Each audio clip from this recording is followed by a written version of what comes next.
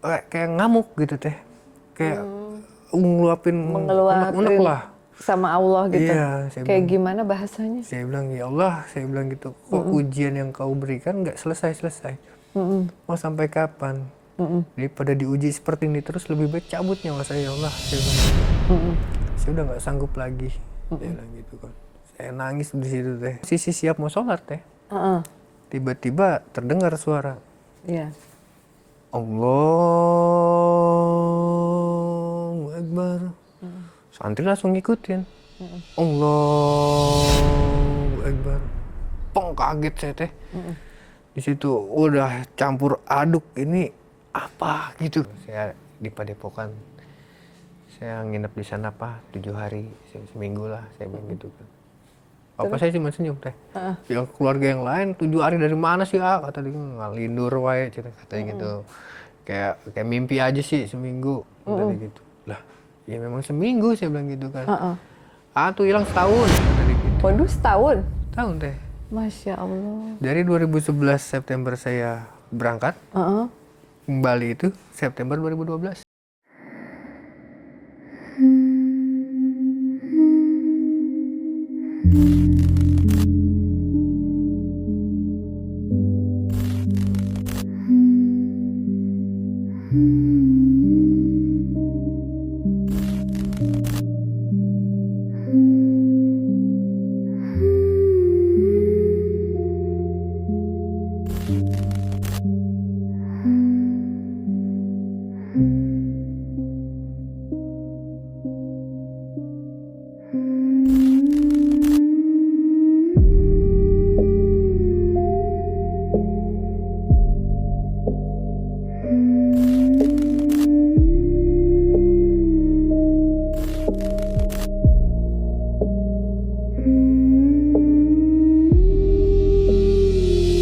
Assalamualaikum warahmatullahi wabarakatuh.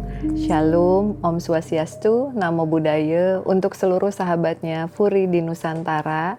Kali ini kita akan kembali menghadirkan tamu podcast yang merupakan seorang praktisi spiritual. Tetapi sebelum menceritakan beliau lebih dalam, jangan lupa subscribe YouTube Furi Harun dan aktifkan loncengnya supaya kalian mendapatkan notifikasi dari setiap segmen yang muncul di tayangan YouTube channel kita. Assalamualaikum, Kang Yudhistira ya. Waalaikumsalam, Teteh. Mohon. Nah, Kang Yudhistira ini dikenal sebagai salah satu praktisi spiritual dari Tanah Sunda ya. Iya, Teh. Dari Tanah Sunda dan kita baru berkesempatan untuk ketemu gitu. Kang Yudi bisa diceritain mungkin sama teman-temannya Furi bagaimana awal mulanya Kang Yudi bisa bergelut di dunia spiritual.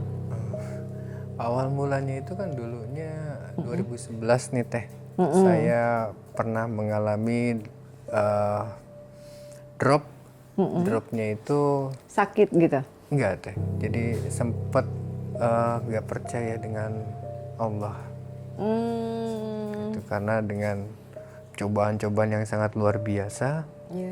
Saya pikir buat apa nih saya sholat, saya berdoa gitu kan. Tetapi masalah ini nggak kunjung selesai gitu. Ya. Yang ada malah dihajar lagi, makin berat ujian itu. Makin berat. Akhirnya saya dari kerjaan pun udah nggak fokus Teh. Akhirnya saya resign dan saya kembali ke rumah orang tua. Akhirnya itu saya bingung Teh mau gimana lagi kan setelah itu. Saya pinjem gitar teman saya Teh. Pinjem gitar? Pinjem gitar, saya bilang teman saya pinjem gitar buat ngamen. Oh, emang tadinya musisi, seniman apa gimana Enggak, dulu? tadinya kerja Teh sebagai keamanan lah Teh.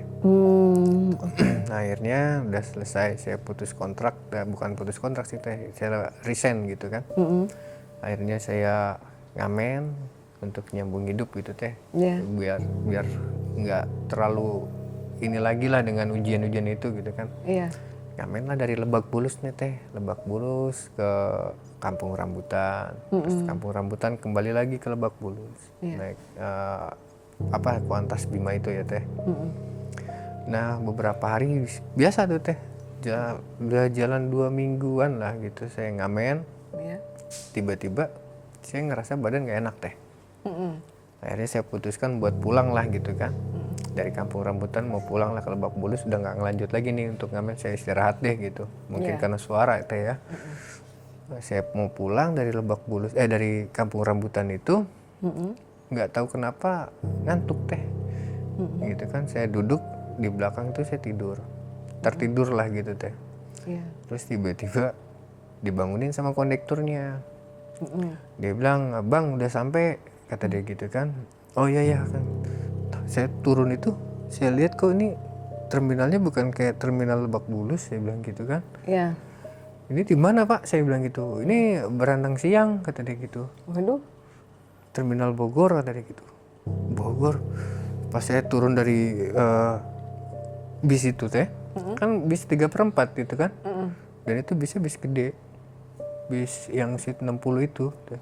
Oh, kayak emang kesasar gitu ya, tapi Iya, nggak sadar gitu ya. nggak sadar gitu. Akhirnya saya lihat apa karena saya lelah gitu kan teh, saya salah naik bus gitu kan. Akhirnya saya melipir dulu, beli kopi lah teh. Ya. Beli kopi, saya ngerokok dulu, udah relax saya bilang gitu kan. Saya pastikan lagi naik itu teh, yang mau ke arah Kampung Rambutan. Ya. Saya lihat bisnya bis besar ini yang ke arah Kampung Rambutan. Udah saya naik, naik teh, nah, tertidur lagi tuh teh, Tidur lagi. tidur lagi. Bangun-bangun. Dibangunin teh, "Bang udah sampai," kata dia gitu kan.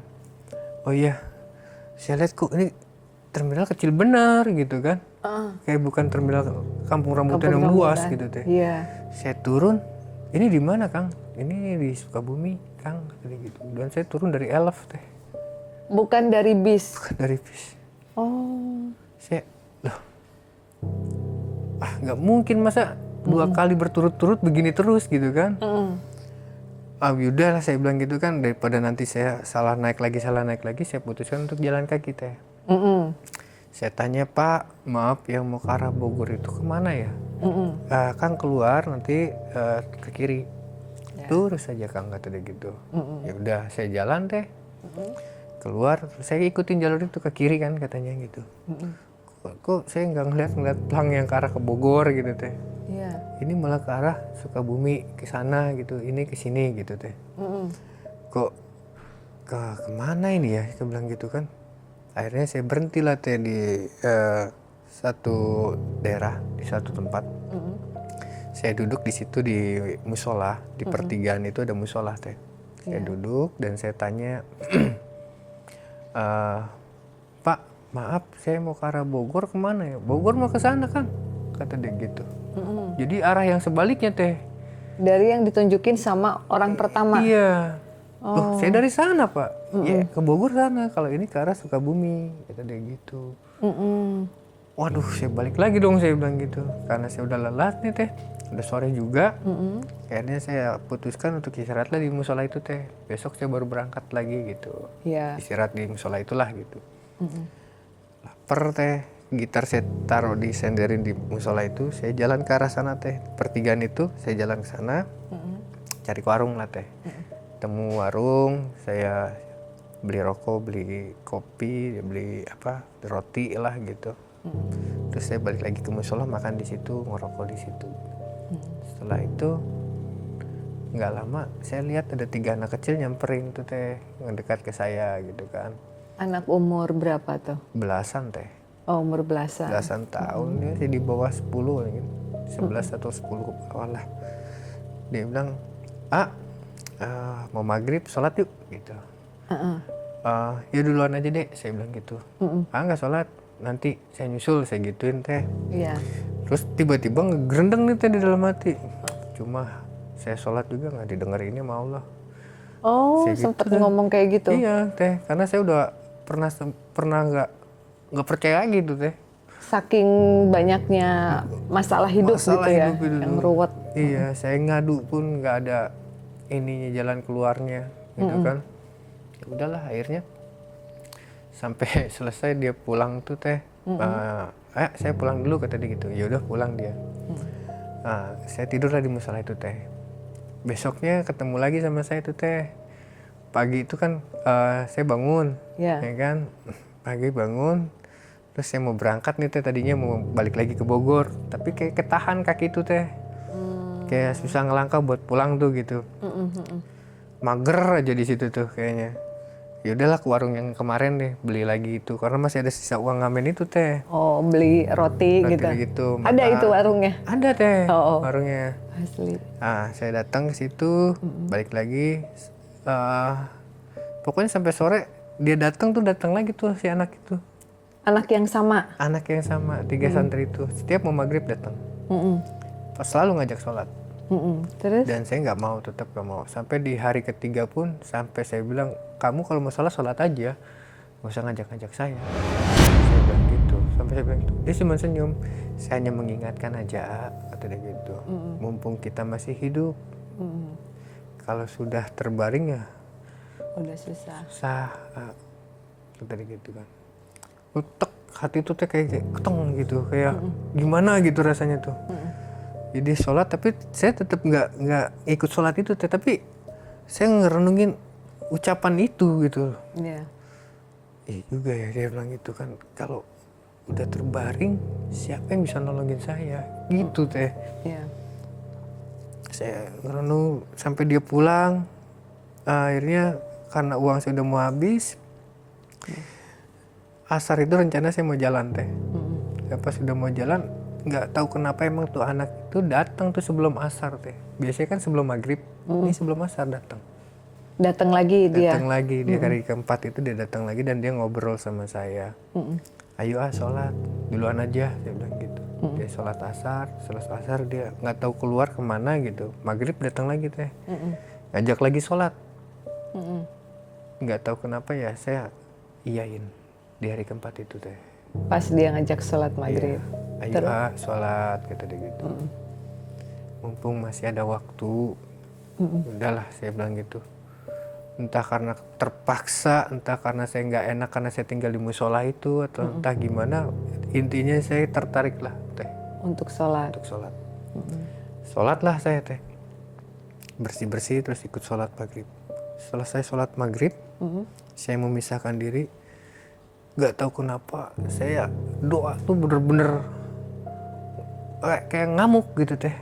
Kayak ngeluapin unek-unek lah. Sama Allah gitu? Iya, kayak gimana bahasanya? Saya bilang, ya Allah, saya bilang gitu, kok ujian yang kau berikan nggak selesai-selesai.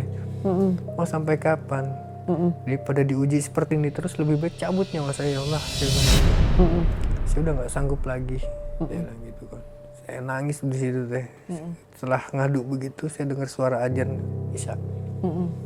Habis azan Isya mereka pada sholat sunnah. Setelah sholat sunnah, mulai sholat Isya lagi teh. Habis sholat Isya saya melipir lagi. Lanjutin doa tadi teh. Masih dengan pengaduan saya kepada Allah. Dan nggak tahu kenapa saya ngelirik di samping sejadah imam itu ada tasbih. Saya ambil, saya zikir. La ilaha illallah, la ilaha illallah. Dari yang tadinya kesel sampai saya tenang deh. La ilaha illallah, la ilaha illallah. Udah tenang. Sekitar 8:30 malam itu saya keluar dari musola. Dan Teteh tahu anak ketiga itu nungguin saya. Si anak kecil itu? Iya. Terus? Saya bilang, kalian kenapa nggak pulang? Nanti dicariin orang tua loh.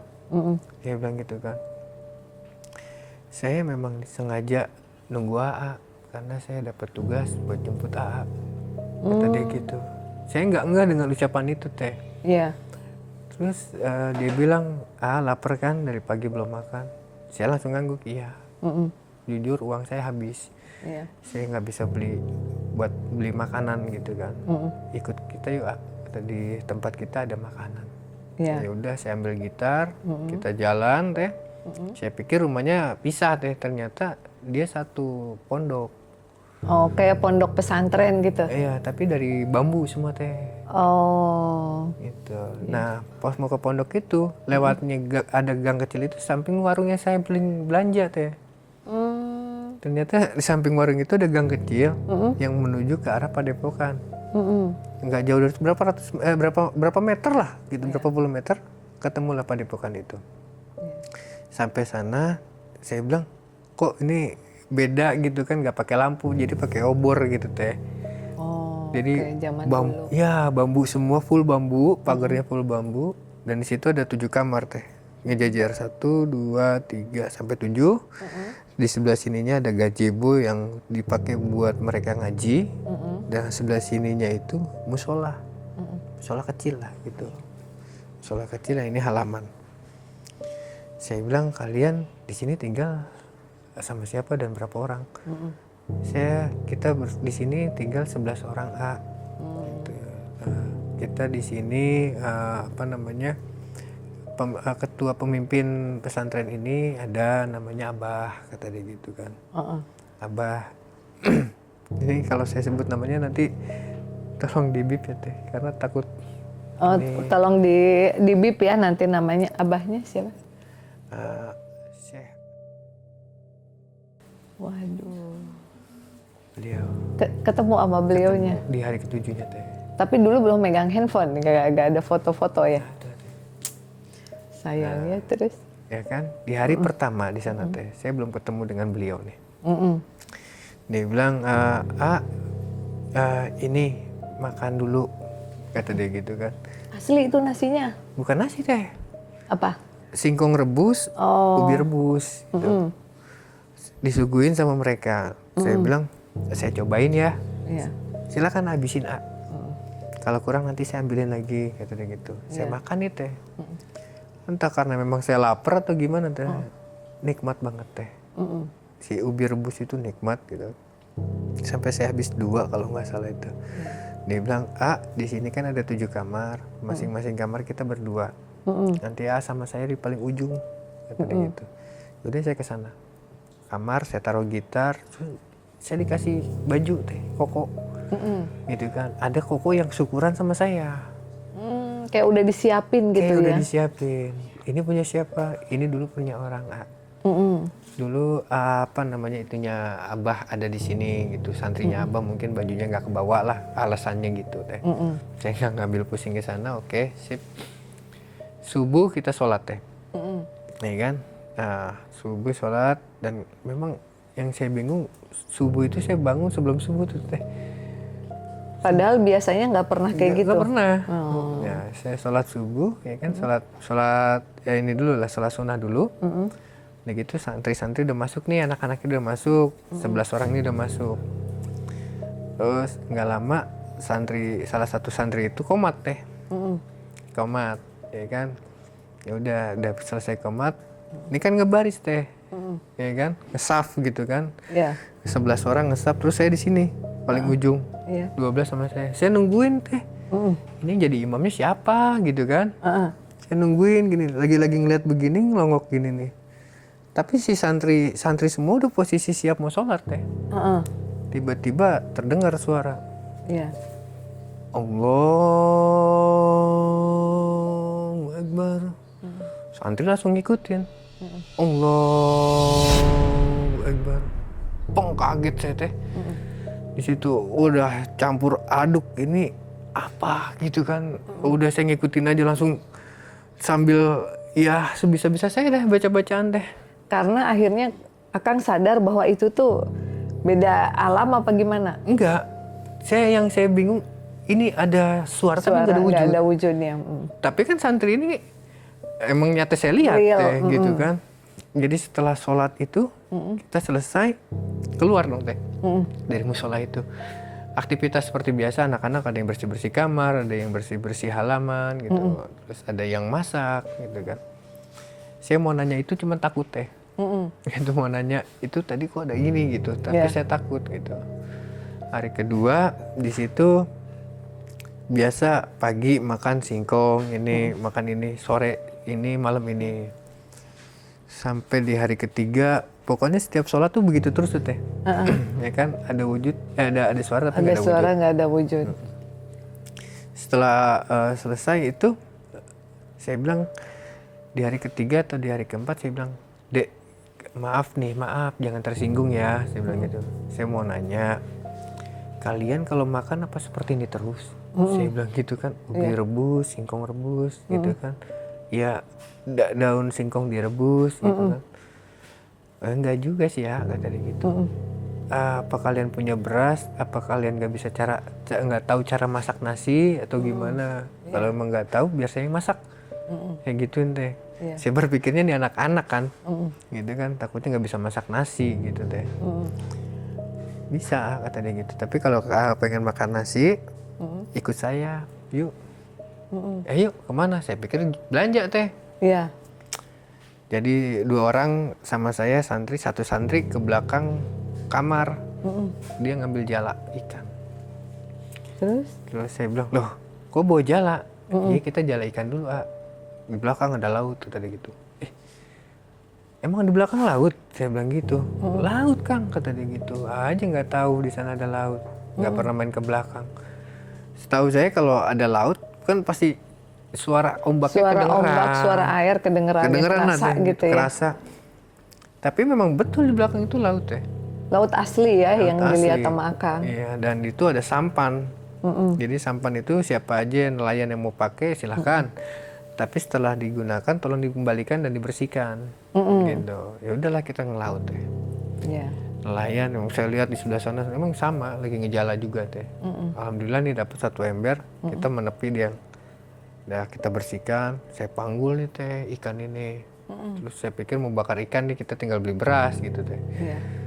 Kok beloknya bukan ke rumah Padepokan teh, Terus? beloknya ke kanan, ke tukang tengkulak. Oh. Saya bilang, ini mau diapain? Kita jual lah, nanti uangnya baru kita beli beras, beli yang lain-lain. Oh, berarti dalam hati saya kalian nggak punya uang, kayak gitu teh. Iya, iya. Ya udahlah, saya ngikutin teh kan. Tengkulaknya cuma begini doang, 30.000 nih uangnya. Tuh, saya marah teh. Pak yang bener aja, saya bilang gitu. Masa ikan segini banyaknya ditawar 30.000? Saya bilang nyawa saya taruhannya loh Pak, saya bilang gitu. Ya emang begitu mau ambil nggak mau sudah, kata dia gitu. Iya. Bawa lagi ikannya, kata dia gitu. Wah anak kecil itu bilang sabar, harus ikhlas uangnya rezekinya cuma segitu, terima. Saya ambil teh sambil ngedumel hati saya, belum ikhlas. Tapi, ya udah saya bilang nih dek uangnya, saya boleh minta uang 5.000 nggak buat beli rokok, saya gituin. Iya. Dikasih. Ya udah ke warung saya mau belanja. Gitu. Di warung saya beli rokok, ngopi. Dumal tuh teh gara-gara tengkulak itu teh. Iya. Belum ikhlas jujur saya bilang gitu kan.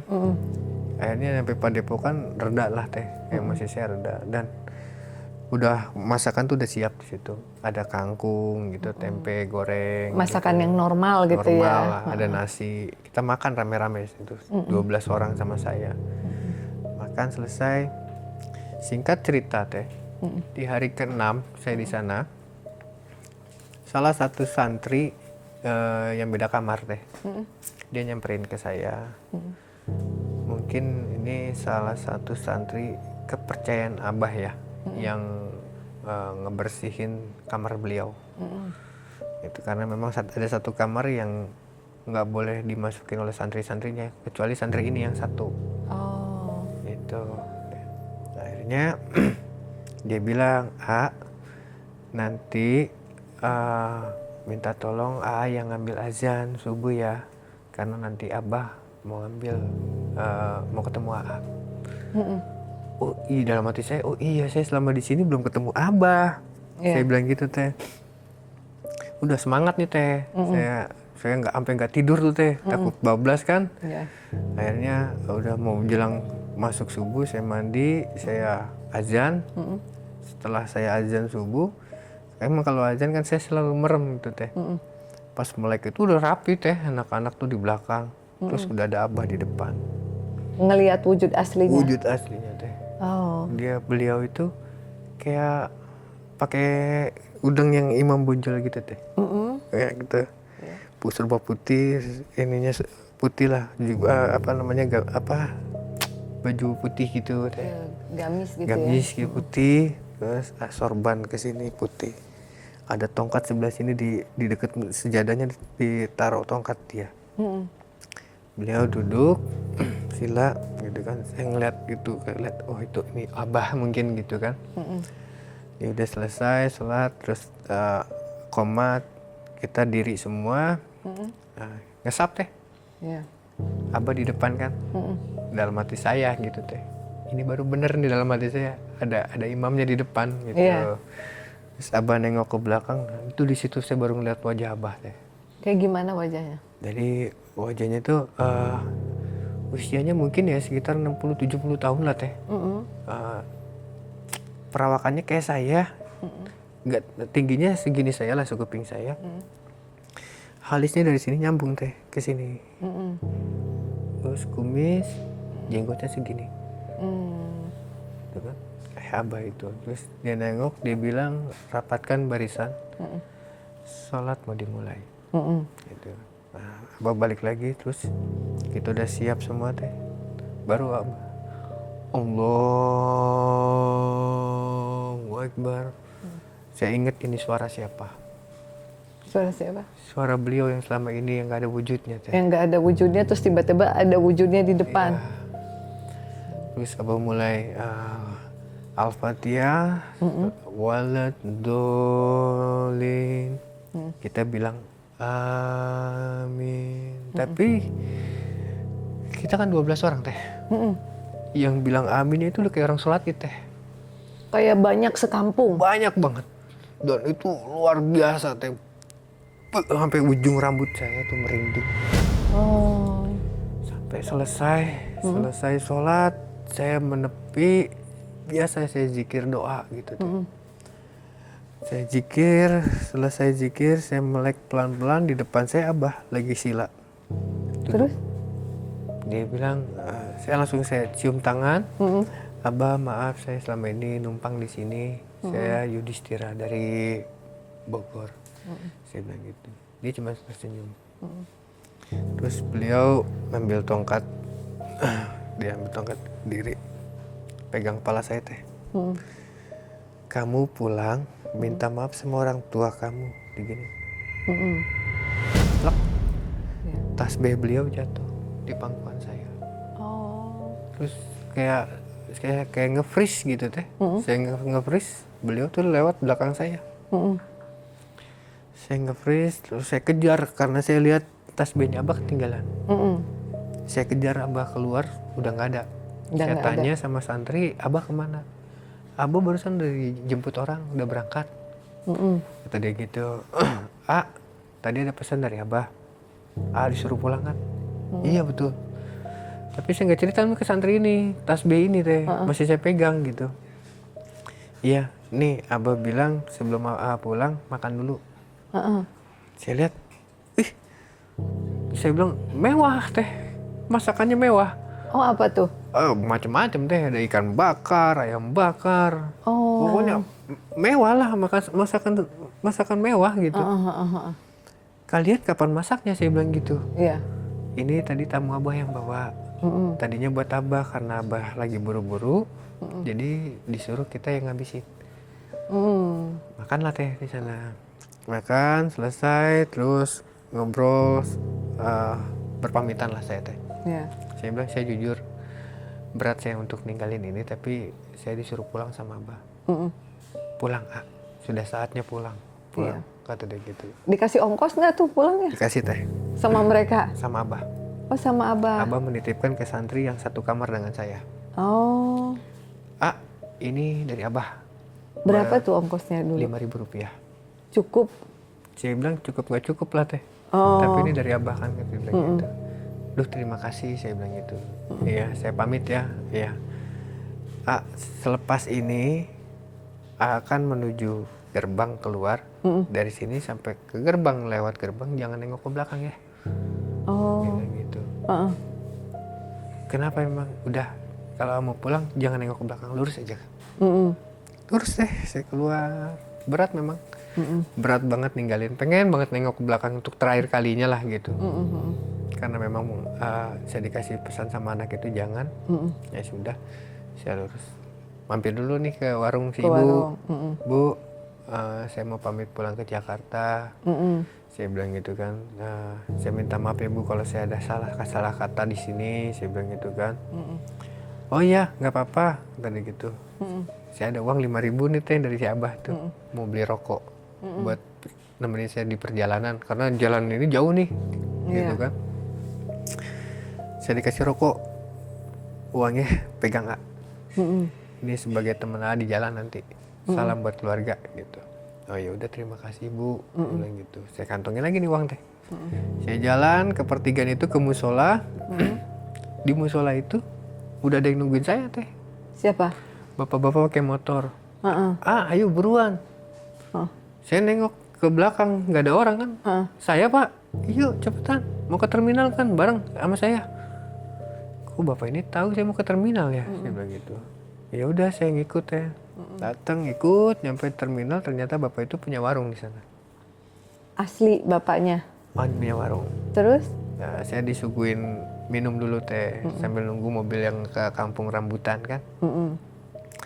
Nah, dia bilang, "Kang, tuh mobilnya udah ada." Gitu. Ya udah, saya pamit. Saya ngomong sama kondekturnya, "Pak, saya ada uang segini, saya mau pulang." Udah, naik aja. Itu uang sampai rumah teh, nggak kepake sampai saat ini. Ada uangnya kenang-kenangan. Waduh. Ya, sampai saat Dari ini. Abah. Nyampe lah di rumah teh. Sebelum nyampe rumah kan saya jalan kaki tuh mau ke arah rumah itu. Ya, teman-teman saya ngelihat saya itu yang lagi nongkrong kaget. Terus? Ngelihat saya itu. Kenapa? Karena saya kan capek gitu tuh ya. Lelah lah. Kayak cuma hello doang. Yuk, gue duluan ya, saya bilang gitu. Balik dulu ya. Gitu doang anak-anak. Iya, gitu doang tuh kan. Ya udah sampai di rumah saya ketemu nenek saya. Assalamualaikum, Mak. Saya bilang gitu, manggilnya kan Mama gitu kan. Assalamualaikum, Mak. Lalu nenek saya langsung lepas sapu teh. Kaget ngeliat saya dari ujung rambut sampai, "Kamu dari mana aja, Dek?" Gitu. Dari Sukabumi. Amin. Langsung nenek saya teriak manggil bapak saya gitu kan. Panggil. Ya udah, saya bilang, "Bapak saya tadi mau minta penjelasan saya, kamu dari mana aja." Cuman karena ngelihat saya lelah gitu kan teh. Dan papa saya memang orang ini juga lah gitu teh. Oh, Ada jadi turunan lah. ada ini ya. Dia Terus? bilang, "Kamu istirahat aja, perjalanan kamu sangat lelah, sangat jauh," kata papa gitu. "Kamu tidur dulu sana, istirahat, nanti baru kita ngobrol." Pulang ke kamar, saya tidur teh. Asar bangun, keluarga udah rame teh. Udah pada kumpul. Terus? Ditanya, didudukin lah teh gitu. "Kamu dari mana?" Kata papa. "Ngamen, Pak." Terus nyangkut di Sukabumi, saya bilang gitu. Sukabuminya mana? Ini tolong di bip ya. Sukabuminya di mana? Saya di Padepokan. Saya nginep di sana Pak 7 hari, seminggu lah, saya bilang gitu kan. Papa saya cuma senyum teh. Yang keluarga yang lain 7 hari dari mana sih, kata dia, ngalindur wae katanya gitu. Kayak mimpi aja sih seminggu, katanya gitu. Lah, ya memang seminggu, saya bilang gitu kan. Tuh hilang setahun, katanya gitu. Waduh, setahun? Tahun teh. Masya Allah. Dari 2011 September saya berangkat, kembali itu September 2012. Pas setahunnya. Setahun. Berarti keluarga selama ini udah nyari Udah kemana-mana? kemana-mana teh. Ke polisi juga udah? Udah. Sampai ke ke Tasik, ke Sukabumi pun udah digubek. Udah digubek. Akhirnya papa bilang, karena papa penasaran, antar papa ke sana. Iya. Kalau kamu bener-bener di Sukabumi, berangkatlah deh. Lusanya. Iya. Sewa mobil, kita berangkat. Saya bilang, "Pak, di sana kan banyak santri. Ada Abah. Saya juga nggak tahu di sana Abah itu suka ngopi atau ngeteh. Tapi kita bawain deh." Saya bilang itu, bawain makanan, beliin beras di sana. Karena kalau kita mau makan tuh susah banget, Pak. Harus ngelaut dulu, saya gituin kan. Baru bisa beli masak buat masak-masak gitu. Beli beras deh, sekarung. Beli, bukan macam-macam lah, di mobil penuh. Iya. Berangkat, nyampe lah di warung ibu itu. Dia bilang, "Bu, Assalamualaikum." Saya bilang gitu kan. "Waalaikumsalam." Saya salim, ibu itu kaget. Saya salim. "Bu, ini orang tua saya. Alhamdulillah kemarin saya udah pulang, Bu." Saya bilang gitu kan. "Saya mau pesan kopi 2, Bu. Sama teh manis 1 buat nenek saya." Dibuatin lah tuh. Saya ngobrol. Selama saya ngobrol sama papa sama nenek saya, si ibu itu merhatiin saya. Itu kan merhatiin perbincangan saya lah sama keluarga. Terus nggak lama saya bilang, Pak, ini kan barang-barang banyak di mobil, saya bilang gitu kan. Saya panggil santri dulu biar bantuin, saya bilang gitu kan. Ya udah, Bu, saya ke belakang dulu ya, ke Padepokan, saya gituin. Si ibu terus bengong, langsung ngeliat saya gitu teh, ke samping tuh, bengong dia ngeliatin saya. Sampai di belakang, tahu nggak teh itu jadi apa? Apa? Kebun singkong sama empang. Ya Allah. Jadi ternyata nggak ada Padepokan sama sekali. Gak ada, pada baru 2 hari saya tinggal. Saya lama tuh teh di belakang, ada 10 menit nih. Sampai disusulin sama yang punya warung itu. Dia bilang, cari apaan di sini? Padepokan, Bu. Anak-anak pada kemana? Saya bilang gitu. Pindah atau kemana? Kalau emang pindah kan pasti ada bekasnya dong. Si ininya ya nggak mungkin lah langsung rata gini gitu. Apalagi ada kebun singkong, sini ada empang gitu kan. Kapan ngebikinnya gitu dalam hati saya gitu kan. Wah, akhirnya debat di situ teh panjang lebar. Ibunya bilang, di depan aja yuk, ibu warung, warungnya nggak ada yang nungguin. Kita ngobrol di depan aja. Ngobrol lah ke depan teh. Debat masih nih sama ibu warung karena saya baru kemarin loh pamit sama ibu, masa ibu lupa sama saya. Iya. Saya baru pertama kali melihat kamu. Kayak gitu. Jadi yang selama ini warung yang dibayar buat beli rokok siapa? Warung itu, Bu. Teh. Tapi beda, si ibunya nggak ngaku. Nggak kenal saya, tapi saya kenal ibu itu. Akhirnya mungkin karena saya dengan nada tinggi, teh, argumen dengan si ibu warung, warga datang lah teh satu persatu. Disangkanya saya berantem gitu. Akhirnya dijelasin lah. Nah, mungkin ada salah satu warga panggil tokoh masyarakat aja lah atau juru kunci, gitu kan. Datengin lah juru kunci ini, namanya Mang Jaat. Didudukin lah teh sama dia. Kang, saya mau nanya sebetulnya Kang ini tujuannya apa mau ke sini, gitu kan. Jadi gini, Pak, saya bilang gitu, saya kan kemarin tinggal di belakang nih di Padepokan. Dia bilang gitu, selama seminggu, saya bilang gitu kan sama anak-anak, sama Abah, kata dia gitu. Pas saya bilang si Abah, dia langsung kaget. Abah siapa? Abah yang punya Padepokan, saya bilang gitu kan. Langsung modenya mode serius sih Mang Jaat ini teh. Langsung duduk gini dia. Sekarang saya mau tanya, tapi jawab dengan jujur, kata dia. Kalau emang kamu pernah ketemu Abah, berarti kamu tahu dong ciri-ciri Abah seperti apa. Ya tahu, karena saya terakhir ketemu beliau yang nyuruh saya pulang. Saya bilang, beliau usianya 60-70 tahun atau kurang lebih lah, cuman masih gagah gitu kan. Dan memang menggunakan tongkat buat membantu jalan beliau. Nih alisnya nyambung sini nih, Pak, saya gituin. Jenggotnya segini, saya bilang gitu kok. Tuh meja tadi digeser, saya dipeluk sama Mang Jaat. Astagfirullahaladzim, Masya Allah, saya bilang gitu kan. Ini ada apa Pak? Saya bilang gitu kan. Ada wejangan gak buat saya atau keluarga di sini? Nggak ada, kamu jangan bohong. Nggak ada. Apa pesan terakhirnya? Saya disuruh pulang.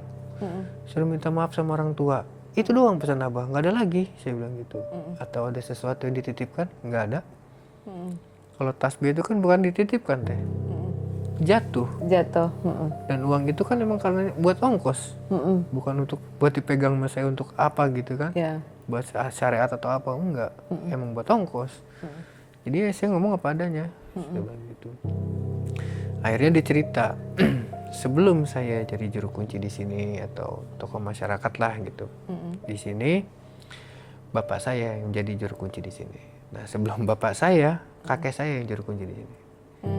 Nah juru kunci ini, ya kan, dulunya kakeknya ini sering komunikasi dengan Abah.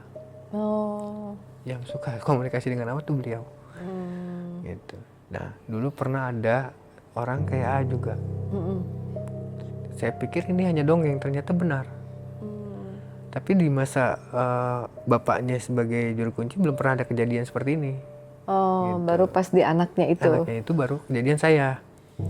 Dulu pernah ada orang jauh. Sama kejadiannya kayak kamu gini-gini, kata dia gitu kan. Terus dia tinggal di sana. Pada akhirnya pas disuruh pulang, kata kakek, anak itu nengok ke belakang teh. Terus? Jadi ikut Abah. Mungkin dari 11 anak itu ya beliau.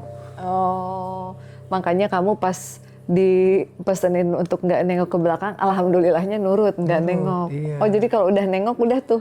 Ikut. Oh, Karena dia bingung mau arah ikut. pulang kemana. Hmm. Gitu.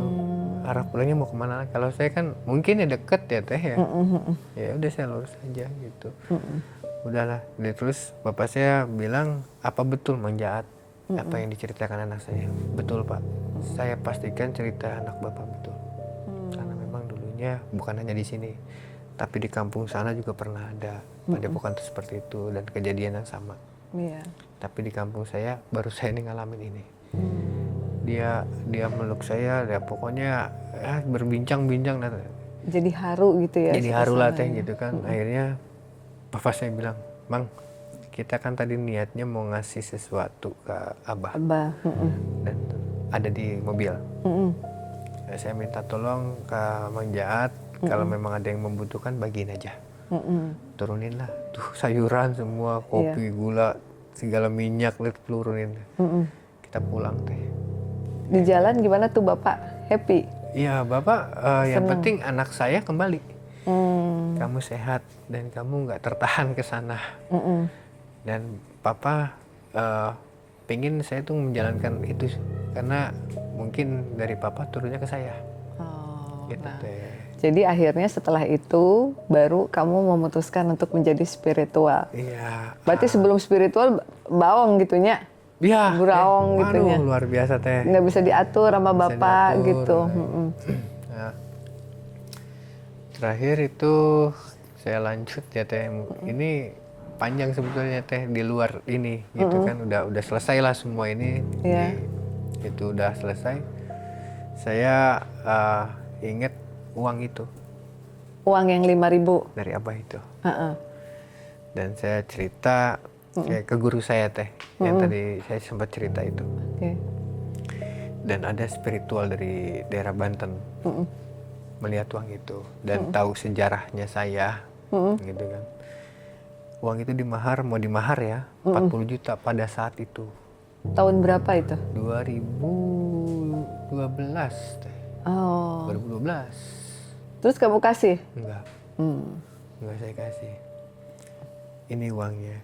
Ternyata uang itu menurut beliau bisa menarik uang goib. Menurut beliau. Oh, menurut beliau bisa menarik uang goib, Iya, makanya itu. nawarin. Iya, kalau nggak salah apa ya namanya uang bibit disebutnya. Sampai saat ini saya bawa terus uang itu. Tapi itu beneran 5.000 asli pada tahun itu apa? Tiba-tiba uangnya berubah gitu jadi daun apa? Enggak, teh. Ada uangnya. Kita mau lihat. Taruh kita lihat asli. Asli. Coba. Waduh. Jadi ibaratnya seperti dibawa ke dimensi dan dunia lain gitu ya. Perjalanan spiritualnya berbeda dengan orang-orang lain. Ya. Mungkin nanti di blur kali teh ya. Oh iya, di blur. Cinta. Oke. Ya Allah. Asli ya. Teteh buka aja nggak apa-apa. Pernah dipegang sama Abah.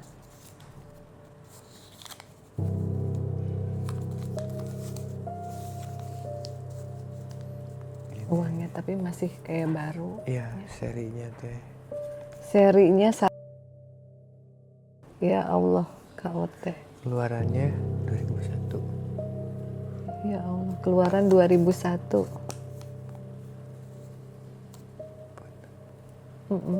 Jadi ini keluaran tahun 2001 dan serinya juga seri kenang-kenangan dari Abah. Masya Allah. Ternyata ini adalah mungkin ya teh simbol atau pengingat bahwa saya harus ingat sholat 5 waktu. Oh iya. Ingat sholat Dan 5 satu waktu. itu yakin bahwa Allah itu satu. Betul. Tapi suka kangen Abah nggak? Kangen banget teh. Nggak pernah pengen doa gitu untuk bisa ketemu lagi sama Abah? ketemunya justru dengan ya itu tadi saya cerita sama teteh yang saya sebutkan namanya tadi itu. Oh, iya. Beliau adalah orang kepercayaannya Prabu Siliwangi. Ya. Sampai saya ketemu dengan resi beliau, yaitu di briefing juga ya teh, Resi Sobali. Oh, Resi Sobali. Dan saya ketemu juga dengan Nyimas Sekar Arum. Nyimas Sekar Arum. Iya. Seperti apa tuh ininya Nyimas? Beliau pakai hijab merah, gaunnya merah. Dan beliau digandeng oleh 2 panglima. Panglima yang pertama Jaya Perkasa dan Rangga Gading. Oh, Masya Allah. Jadi nama-nama yang tadi saya minta di Iya. karena banyak banget yang saya lihat di komentar Teh Ria, banyak yang nanya itu. Banyak yang nanya. Dan di tempat Bang Robi pun banyak. Saya takut. Iya. Ya, perjalanan spiritual seseorang kan berbeda-beda, tapi akhirnya kan secara tidak disadari itu yang membawa AA jadi yang sekarang kan. Iya, sampai tasbihnya Abah pun yang jatuh, saya sampai saat ini saya gunakan untuk bantu pengobatan sih Teh. Oh. Jadi kalau yang berat yang saya alami, setelah selesai alhamdulillah lepas dari itu ya Teh, pasti biji tasbihnya pecah 1. Oh. Jadi ada yang berkurang dong. Ada yang berkurang. Ya. Dan ini udah pecah 3. Udah pecah 3. 3 ini tasbihnya Teh. Jadi si AA juga melakukan bisa membantu pengobatan buat kalian yang mengalami gangguan-gangguan mistis ya. Ada tasbihnya. Tadinya niatannya cuma mau ngamen ya Kang ya. Malah itu kan dia Tapi Bapak masih ada? almarhum Teh. Oh, Almarhum. udah nggak ada. Ini, Teh. Punten ya izin ya. Ya ampun. Ini tasbihnya. Jadi tasbih-tasbih kayak gini tuh emang disenengin ya sama sosok-sosok seperti Abah nih yang dari kayu. Jadi nanti kalau suatu saat Abah tiba-tiba datang terus mau minta tasbihnya lagi, jangan lupa minta foto ke Abah. Iya Teh. Ya, tapi kayaknya sih memang sengaja mungkin untuk membantu di dalam perjalanan spiritual. Insya Allah. Memang kayak sengaja ditinggalkan gitu, kayak ini anak butuh gitu. Nah, kalau sekarang ini dalam menangani pasien yang paling berat itu apa? Yang tadi bikin tasbihnya pecah nih, salah satu kasus yang paling berat. Itu ada dulu ada pasien saya Teh. Itu daerah Bogor. Itu awalnya Teh. Awalnya itu mau hantem si bapaknya. Ya, Kirimannya itu untuk bapaknya. kirimannya untuk bapaknya. Karena bapaknya mungkin ibadahnya kuat, seorang ustadz, kenalah ke anaknya yang usia 3 tahun Teh. Oh, kena ke anaknya yang kecil. Anaknya yang kecil 3 tahun. Terus? Anaknya itu kalau setiap maghrib dia nari Teh. Terus nyekek leher gitu, nyongkel mata. Jadi selama 3 bulan keluarganya itu nggak ada yang tidur, malam juga dijagain. Dijagain. Takut Teh. Sampai semuanya energi habis kan di sana. Terus katanya sih udah kemana-mana Teh gitu kan, udah sampai habis-habisan lah gitu kan. Ketemu saya, alhamdulillah saya bilang gitu kan. Atas izin Allah, Mang, saya minta doanya aja. Saya bilang gitu kan. Insya Allah saya bilang gitu kan. Alhamdulillah Teh, saya hantem dari teras itu sampai ke sana itu keluar asap dan itu disaksikan oleh keluarganya sendiri. Asapnya berbentuk apa, makhluk atau apa? Asap aja Teh, tapi di belakang itu bunyi buang. Oh, kayak meledak gitu ya? Meledak gitu. Dan tasbih saya bijinya pecah. Besoknya alhamdulillah anaknya sehat sampai saat ini Teh. sampai saat ini. Tapi yang ngerjainnya keluarga? Iya, dan Masih saya keluarga. datengin. Oh, datengin orangnya? Datengin. Bilang gimana ke orangnya? Sudah cukup, saya bilang, Bu. Mm-mm. Jangan dilanjutkan lagi. Terus kata orangnya gimana? Saya bilang kalau emang ibu mau belajar seperti ini, digunakan untuk membantu, bukan untuk menyakiti. Saya bilang gitu. Kalau ibu tetap masih mau seperti ini juga, mohon maaf. Ibu dan guru ibu mungkin akan saya datengin. Saya bilang gitu. Terus dia akhirnya gimana? Minta maaf. Oh. Sekarang malah berbalik ke anaknya. Apanya? Penyakit anaknya nggak, agak susah ngomong teh sampai saat ini. Oh. Saya bilang kamu gak usah jauh-jauh kemana-mana, minta tolong. Anak kamu bisa sehat, bisa sembuh, cuman satu, minta maaf sama orang-orang yang telah kamu zolimi. Iya. Kalau orang itu sudah ikhlas memaafkan kamu, insya Allah Normal anaknya. tobat. Saya bilang itu, mandi tobat, sholat tobat. Insya Allah nggak ada kata terlambat. Saya bilang gitu. Kalau mau kembali ke jalan Allah. Kalau sistem pengobatan Akang lebih kayak gimana? Kalau Mandi apa gimana? Ya, Ruqyah? mandi, ruqyah. Jadi kita penarikan, setelah dimandikan, kita buang energinya. Nah, setelah dimandikan, mandi sendiri ya teh, bukan saya mandikan gitu, dia mandi sendiri, saya buatkan air doanya. Iya.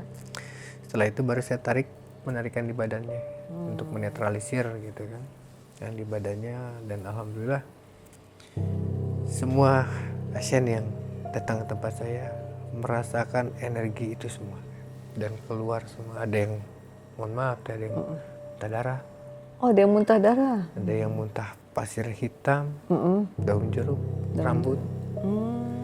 Ada, dan itu ya semua atas kuasa Allah. Iya, iya. Kasih petunjuknya. Saya hanya perantara doa kalian aja. Saya bukan siapa-siapa dan saya hanya manusia biasa. Doa kita bersama, insya Allah. Kalau Allah berkehendak, insya Allah, saya bilang gitu kan. Iya. Karena niat kita mau sehat, mau sembuh, yakin bahwa ini semua penyakit pasti ada obatnya. Iya. Kalau di rumah sama keluarga gitu, ada anak. Ada teh. Nah itu anak gimana nurunin bakat juga dari bapaknya? Anak yang kedua sekarang yang perempuan teh. Oh sama kayak papanya. Sama. Oh. Tapi dia lebih ke lebih ke polos kayaknya, namanya anak-anak ya. Iya iya. Dia kalau udah nggak nyaman ke satu tempat udah Nggak mau. Oke. enggak gitu. Nggak ya. Enggak. Kalau di sini nih tadi katanya ada benturan-benturan. Saya tadi ngobrol sama Akang juga dang dingdung kepala saya, tapi sekarang udah normal lagi. Mungkin lagi penyesuaian. Kalau Akang gimana nih ke rumahnya Puri? Awal tadi tuh pas nyampe teh Kunaon? luar biasa energi. Saya ngerasa di dalam tuh, wah kayaknya energinya luar biasa di dalam gitu. Makanya tadi sempat disuruh masuk ke dalam, nah, saya ngelihat ada patung Eyang Semar. Oh, Saya iya. sempat sedikit komunikasi dengan beliau. Oh, Saya bilang, Assalamualaikum Eyang, saya bilang gitu kan. Cucumu hadir di sini atas undangan Teteh Puri, saya bilang gitu kan. iya, Mohon keriduan, keikhlasan. Mudah-mudahan diberi kelancaran. iya. Jujur teh panas punggung saya. Panas punggung ya. Tapi jawaban Eyang Semarnya gimana? Iya, tunggu katanya gitu. Iya, tunggu lagi wawancara yang lain. Iya, tunggu nanti kamu ngeliat sesuatu. Iya. Terus? Ya itu tadi teteh itu. Oh iya. Agak berat memang ya. Ya, itu yang dari sana ngikut teh. Agak berat. Jadi tadi waktu kita wawancara juga hampir kerasukan.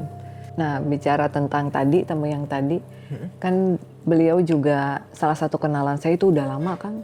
2022 kita pernah ketemu, terus anaknya meninggal. Innalillahi. Nah, sekarang alhamdulillah dia hamil, terus punya anak lagi masih umur 2 tahun. Nah, dia tuh pengen lepas. Nah, kira-kira kalau Kang Yudi bisa nggak sih membantu untuk melepaskan orang yang pernah melakukan pesugihan gitu? Insya Allah teh, kalau untuk itu saya dulu pernah ada beberapa yang klien saya atau pasien saya yang pernah seperti itu teh, melakukan ya pesugihan kayak gitu.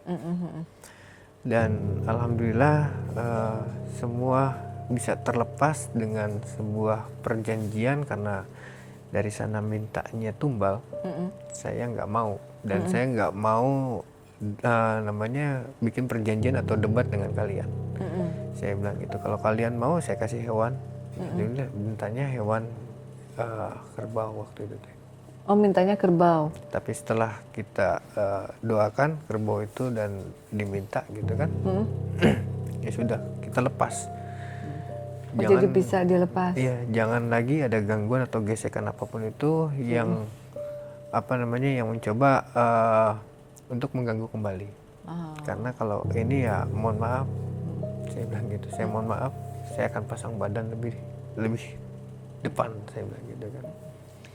Iya, berarti nanti kita tinggal kenalin aja Kang Yudi ya. Nanti Kang Yudi kalau ada waktu, Furi pengen ngajak ke Arca Domas. Boleh? Iya. Jadi saya juga nggak tahu kenapa beberapa waktu belakangan ini saya lagi pengen ngumpulin praktisi spiritual datang ke sana. Tapi nggak tahu kenapa saya lebih cocoknya sebenarnya sama praktisi-praktisi yang cowok ya. Mungkin karena apa? Kalau laki-laki itu apa ya? Ya perempuan juga oke ya, nggak gimana-gimana. Cuman kayak lagi pengen ngajak ke sana aja, karena kan itu juga tracknya agak lumayan berat, ya nggak berat-berat banget. Cuman kayak saya pengen ngajak Pak Kosim sama Kang Yudi nih ke Arca Domas, kira-kira nanti bisa menemukan energi apa gitu di sana. Mungkin ada yang udah nungguin juga, karena itu kan bagian dari Gunung Salak juga. Tapi udah pernah ke Gunung Salak kan? Sudah, ya itu tadi saya bilang ketemu dengan bisa dibilang ya Abah Koswara. Dan kalau Teteh mau tahu, batunya sampai saat ini saya pakai. Di mana? Saya pakai di kalung saya. Oh, boleh lihat nggak? Boleh. Waduh. Jadi selalu ketemunya sama Abah ya. Abah punten.